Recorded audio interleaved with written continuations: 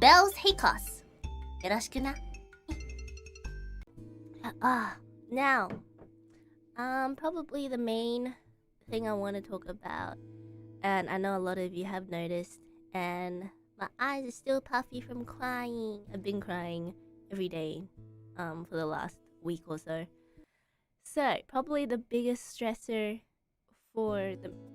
I don't want to cry!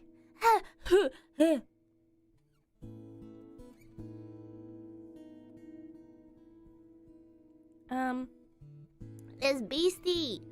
A beautiful cat Beastie. I mean, okay. Like, long story short, she's fine. She's thriving, actually.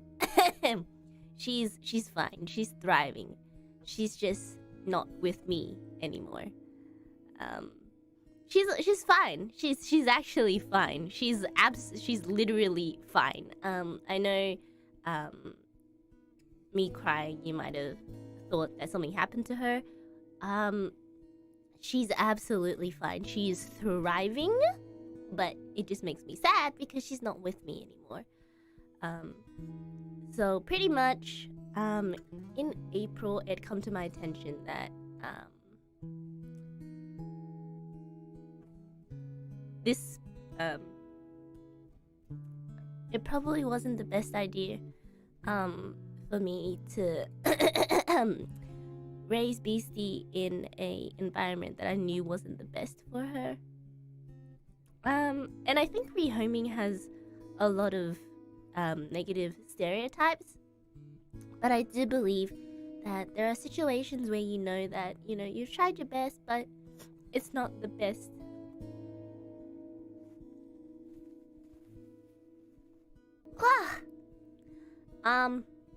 What was I saying? Oh, right,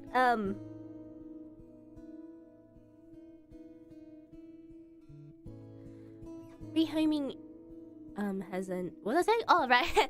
Rehoming has a negative stereotype a lot of the times. And I get it, you know. It's...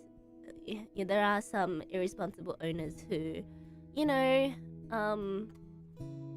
who aren't ready to take care of an animal, who just kind of, you know, go for it. And I get it. And that's why rehoming is such a big issue. And that's why a lot of shelters are, you know, overwhelmed and stuff like that. But...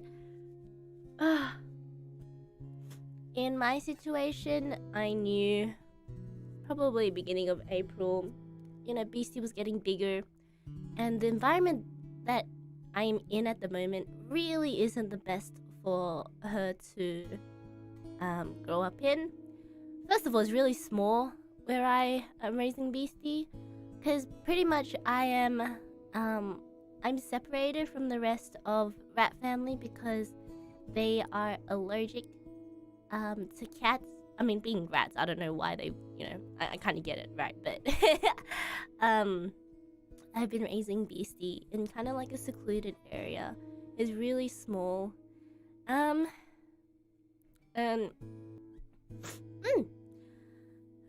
because Beastie was a stray cat, I think she's really active. So I tried getting, you know, trees and stuff, but if the space is too small, it doesn't really change anything. And then she also really likes sunbathing. She would climb onto my tiny little window, with like this tiny little window pane that, you know, she was getting slightly too big for, just to sunbathe, and, you know, it wasn't the best. And obviously, being a stray little baby cat, she had a lot of medical scares. Some of them scares, some of them she was actually sick. And that took a toll on me. I was going to the vet every other week, pretty much, which is not normal. And I think for me, because I'm already such an anxious rat, it didn't help that every other week something seemed wrong with her, and I didn't know whether it was serious or not. Yeah. So I rehomed her. Now, here's the thing that, puts a smile on my face. I'm absolutely not worried for her at all. Because I know she's thriving and I'm kind of jealous. Hey, I want to be like that. So we rehomed her to a family friend who, they are a really big family, and they had just lost their, they had 2 cats, I think. They lost them, due to old age. I think they had them for like 16, 17 years. So they're very experienced in taking care of cats. So, and, because, I know the family who took her in, I'm very, very relieved. And I know the condition that, they're gonna take care of her well, because I'm getting, they send pictures every so often. And, oh my god! Beastie's living in luxury. And I want luxury. So Beastie is living in a big, big house with a big, big family. She has, a couch next to a huge window where she takes her afternoon naps in the sun. And she has a whole big sun deck all to herself. And I found this really cute. But apparently when the family eats dinner, there's like an empty chair that Beastie also sits on and watches them eat. And yep. And then what else? Oh yeah, Beastie. They make like home cooked meals for Beastie as well. She's living it up. Hey. Hey. That's not fair.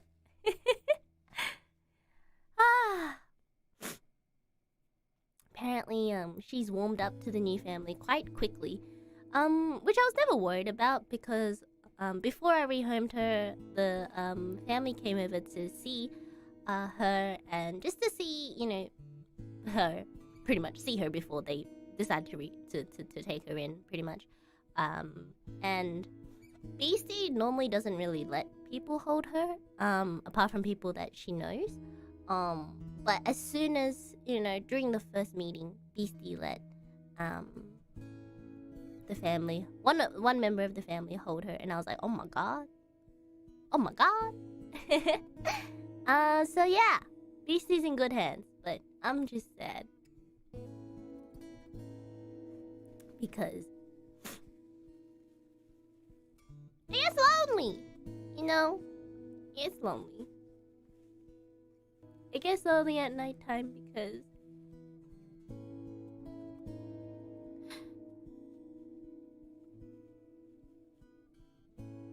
I've gotten so used to Beastie sleeping on my pillow.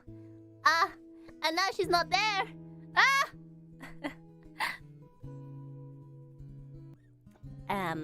Yeah, but I also gave the family pretty much everything that I had, just so Beastie could feel not as stressed.